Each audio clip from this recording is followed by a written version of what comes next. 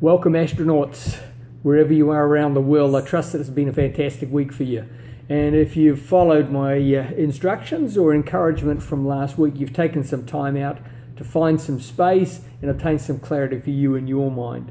So this week we're talking about fear, sharing some insights on what kills dreams, what holds us back, and what sometimes we are the most vindictively self-prosecutorial on in our behaviors to ourselves and holding us back from the things that really are our birthright and our heritage.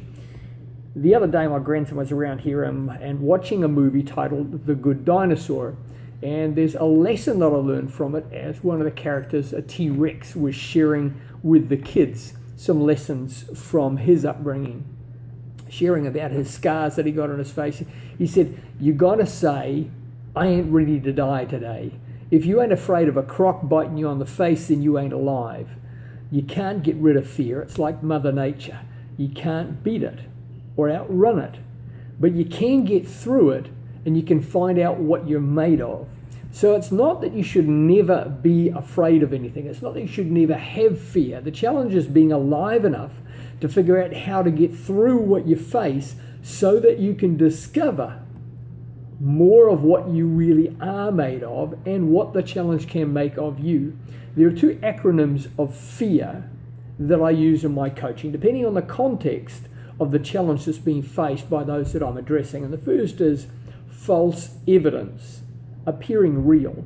See, most people expend an exhaustive amount of energy on imagining scenarios and complex innuendos that they've never experienced and in fact are most likely never to even be a plausible outcome of acting on the new task or the new idea or the new venture that they've been asked to consider. These flight fascinations become so real that despite the fact that they've never happened and may never happen, are likely to never ever be a consideration, that they overwhelm the creative freedom that we each have to design our own masterpiece of life. And thus we see eagles walking around, pecking on the ground, simply because they're surrounded by chickens. The challenges that you face in your journey are the steps that are necessary for you to climb on your mountain. Will it be hard? Well, I hope so, because then you'll know that the outcome or the view is really worth it.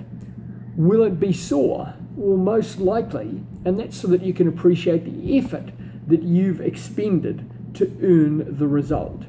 Will you stumble or fail? Most likely, very possibly, because just as every champion who has ever lived, it's the getting back up and moving on again that breaks the mold of normality and that crushes the brand of average and that shines above the flavor of vanilla.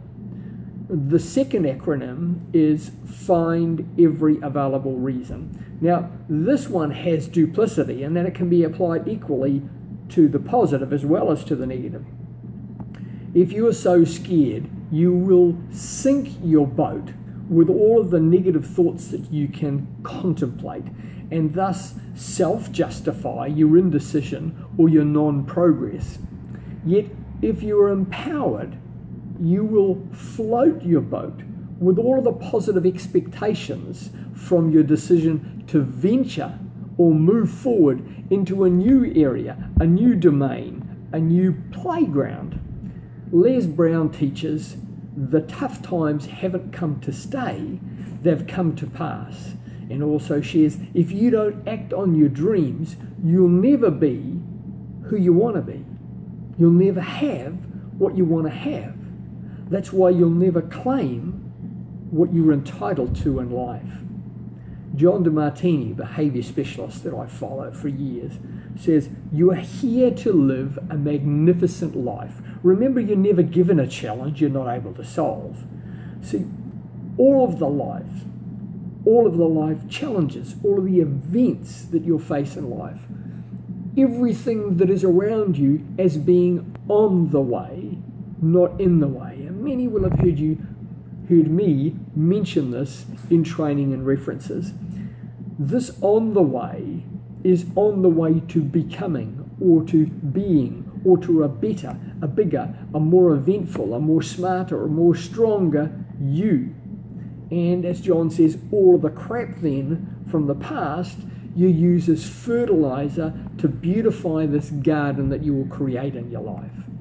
Your propensity to endure trials, your tenacity to overcome the challenges, and the intensity with which you face down the fears in your life is what will fulfill your dreams and your goals and your purpose. While most let fear run their life, you have to refuse to let fear rob you of what's your entitlement. Through the failures, through the opinions and ideas of others, through the imperfections in yourself, through the confusion of the world around you, through the disruption of constant change, through the loneliness of following your own journey, to find your reward and leave your mark on the world. Next week, I'll share some insights on differentiating yourself and how to be mad in an often insane world.